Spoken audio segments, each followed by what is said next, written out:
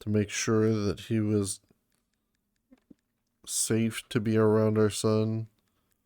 It was against his probation. Probation for him to be anywhere near our son. To be anywhere near a mother. And yet she brought this random dude into our house. I was so pissed at her. So pissed. Because she didn't seem to care.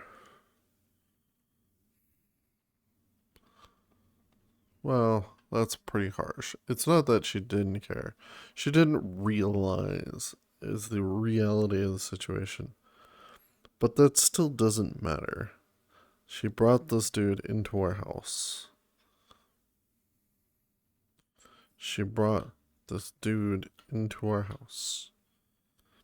And rather than dealing with it right away, she said, deal with it when he leaves.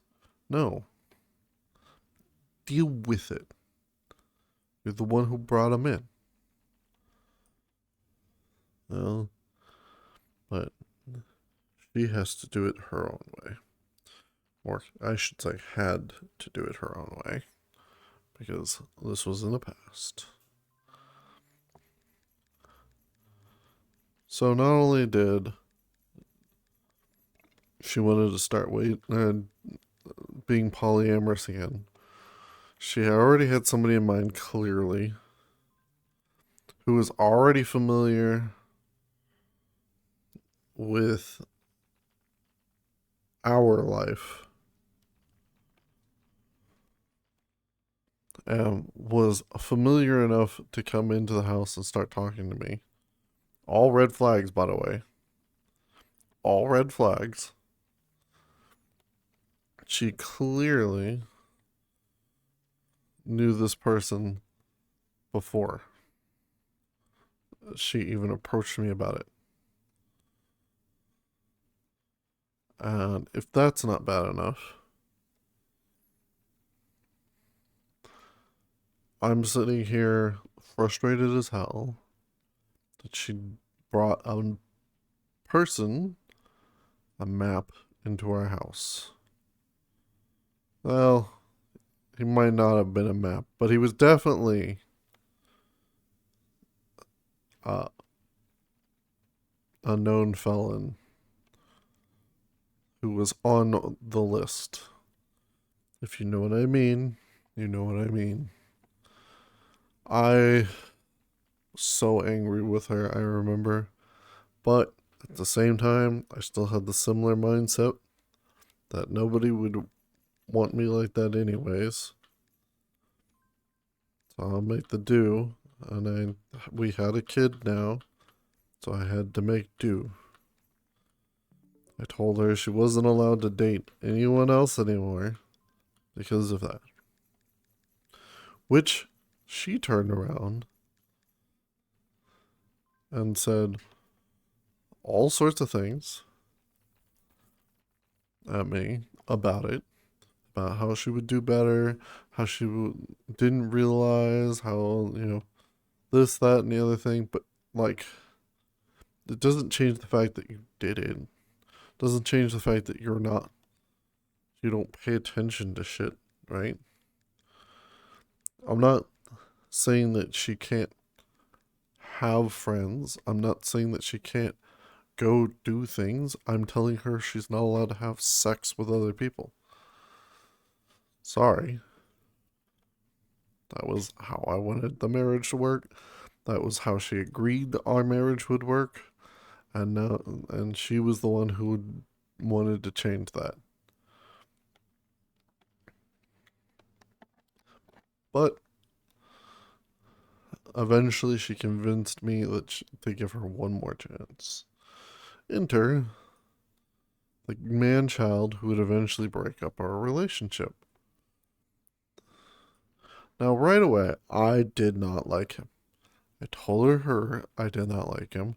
I told her he gave me a funny feeling, which, mind you, over the years, especially being a police, not police, but security officer, uh, I learned to understand people.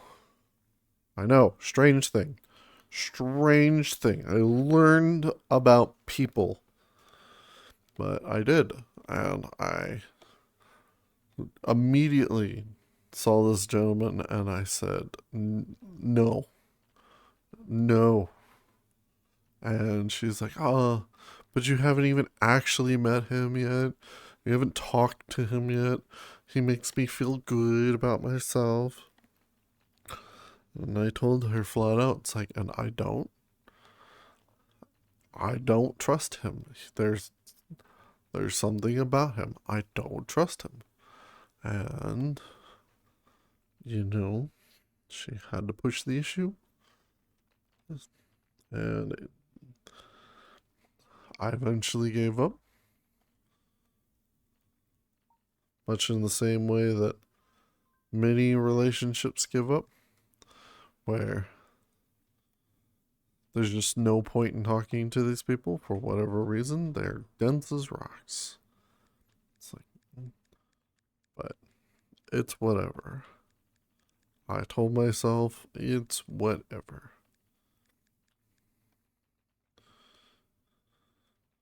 And I still tell myself that today, but for a different reason. Mostly because it's over now. But yeah. So here I meet this gentleman, and I already told her that I don't like him.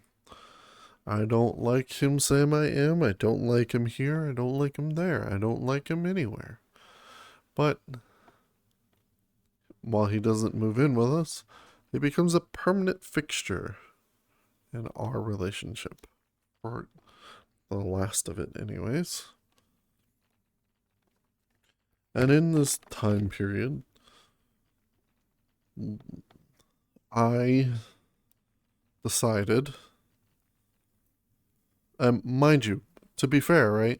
What started all this was that she threatened to divorce me because I wouldn't let her be a butterfly. I wouldn't let her go out and explore herself. That she felt cramped in our little house all the time. That was her excuse. It was always her excuse. It was she felt restricted. Which, alright, whatever. But, you know, that's life sometimes. I was going to work on the overnight shift. I never get to see you. Well, yeah, that happens when you work the overnight shift. Because guess what? I'm not around. Literally not around. And so she kept insisting that she needed somebody to keep her company. That was pretty ominous. I did not like where it was going in the first place. But eventually she threatened divorce unless she got to do what she wanted, basically. She didn't phrase it that way, obviously, but that's how it ended up being. Because, you know, when somebody says, I was talking to my parents about divorce, you know, there's only one real thing that you can think of about that.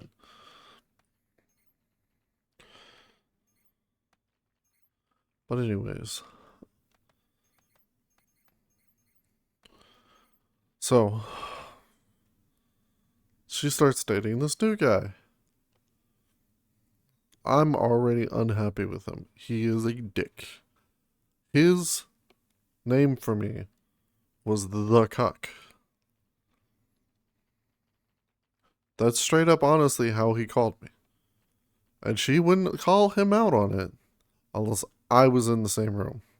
I know she wouldn't because I could hear her on the phone or on. She was never quiet. Everything had to be on speakerphone. Everything had to be turned up to max volume. She couldn't shut up to save her life, even in front of other people. How she even got jobs, I don't know. Because she just could not shut up. No matter what she did, she was always talking.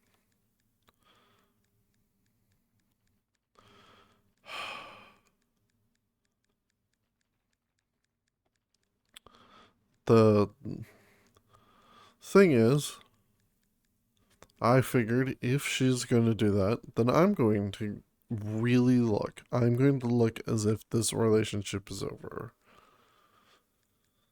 And you know what? This is also at the same time that I started getting really into VR avatars.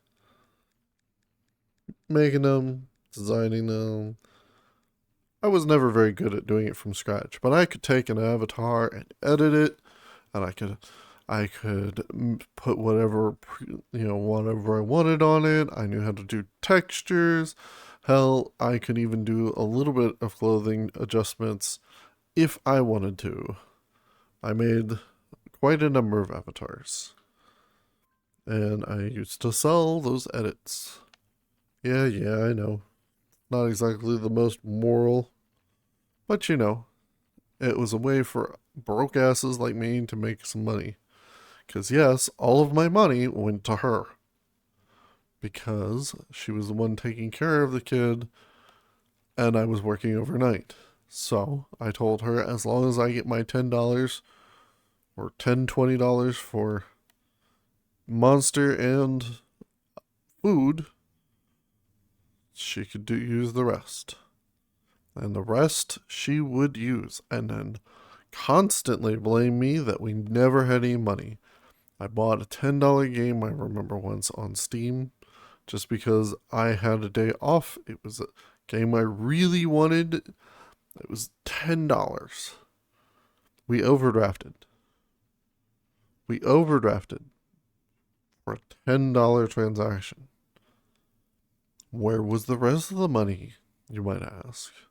Where could it have all gone that I would overdraft on a $10 transaction?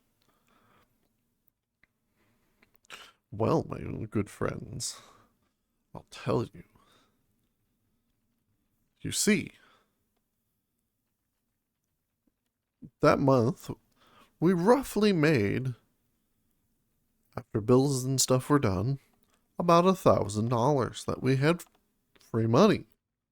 And we were like, cool. We both knew about the money. And I said, we'll set aside some for gas. And she agreed. We set aside some for food, which we agreed. Which should have left roughly $300 left. And I'll tell you what she did with that money. She didn't spend it on food. She didn't spend it on gas. She spent it on a very, very nice dinner at Cheesecake, and then a hotel for her and her new boyfriend. Yep, that's right. I was livid. I rushed to the place where they said she was at. I knocked on the door, and mind you, this was not the first time that they had seen me, because she had spent most of our money on a hotel room before. And I had walked to the desk, and I had told them about it, and they gave me the room number the last time. Well, it turns out she didn't learn her fucking lesson. And she yelled at me about overdrafting